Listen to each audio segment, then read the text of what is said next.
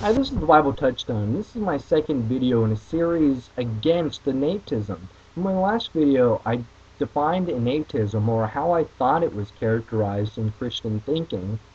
And innatism, basically, it answers some epistemological questions or some theological ones. For example, who God is, or how does mankind know who God is, or how does mankind even know God? How does mankind know that he's held accountable to a sovereign judge? And innatism, it posits that mankind knows who God is, or deep down inside, inherently, they have some knowledge of God, or at least knowledge of good and evil, enough so that God can hold them accountable. And this is inherent, sometimes given by God, or maybe just something that they're born with.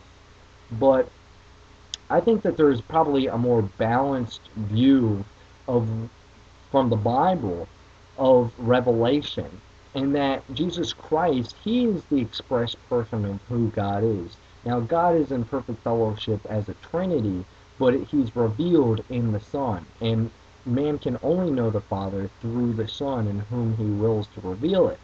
But and this is only known by faith, not inherently or deep down inside. A believer isn't confused as if they know deep down inside, but they may not believe, or something like that. It's regarded as full assurance, and what can be epistemologically justified as knowledge. Now, this is also the fact that a believer knows that they're held accountable according to a standard of judgment. This is defined by and given in the law, and not through private conscience, which is subjective. I wanted to first get into Psalms chapter 10, and I think there's a lot of relevant themes here. But I wanted to highlight some verses. It says, "The wicked in his pride," it says, "let them be taken in the devices that they have imagined. The wicked boasteth in his heart's desire. The wicked through the pride of his countenance will not seek after God. God is not in all of his thoughts. He hath said in his heart, I shall not be moved. I shall never be in adversity. He hath said in his heart, God hath forgotten. He hideth his face. He will never see it." Now, also see Psalms chapter 73, verses 5 to 11. And I think there's, as I mentioned, there's a lot of relevant themes here, but some may suggest that Psalms chapter 10 proves that this person that boasted against God and didn't regard his judgment against him, that they deep down inside believe in God, or they know God. Because why would that person boast against that God? And why would it say God is not in all of his thoughts? Perhaps he's in some of his thoughts. Well, it's sort of like an atheist who has a concept of the Christian God but doesn't believe in that God. And I wanted to address Moore's paradox, and I am aware that Moore's paradox doesn't accurately characterize all of epistemology, that this area of philosophy is actually much more complex, but I think it would be pragmatic and practical to illustrate this theme here. For example, if an atheist deep down inside knows God but doesn't believe, well, according to what is generally considered as knowledge, this isn't epistemologically justified knowledge. Knowledge implies belief. If you know something, it is required almost that you also believe it to be true also, because it's a content of truth that you know and you believe it.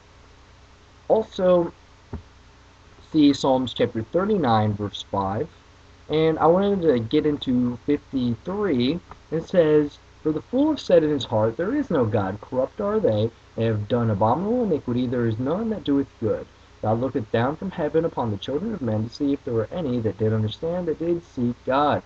But he found out that every one of them is gone back, and they are altogether become filthy. None doeth good, no, not one." Also see Psalm 62, verse 9, 94, verse 11 to 12. I don't have that much time to get into this stuff. Proverbs 12, verses, I'll just highlight some. It says, "The thoughts of the righteous are right, and the counsel of the wicked are deceit. A man shall be commended according to his wisdom, but he that is of perverse heart shall be despised. The way of the fool is right in his own eyes, but he that hearkeneth unto unto counsel is wise. The counsel, for example, in Psalms chapter 94, verse 12, it says that God, the Lord, may instruct out of his law. Mankind naturally, what his thoughts are really vanity on his own. But he who regards counsel, and also Proverbs says that the fear of the Lord is the beginning of wisdom. A prudent man concealeth knowledge, but the heart of fools proclaimeth foolishness. Isaiah chapter 55, it says, For my thoughts are not your thoughts, neither are my ways, saith the Lord. For as the heavens are higher than the earth, so are my ways higher than your ways, and my thoughts than your thoughts. Romans 11, verses 33 and 34 address this, the depth and the riches of the wisdom of the knowledge of God, how unsearchable are his judgments and his ways past finding out. For who hath known the mind of the Lord, or who hath been his counselor? And I think 1 Corinthians 2, verse 16 answers that question. It says, For who hath known the mind of the Lord, that he may instruct him? Well, certainly nobody, but it says, But we have the mind of Christ. It's that revelation that was given. For example, Ephesians chapter 3, verses 3 to 5. That revelation which once wasn't known.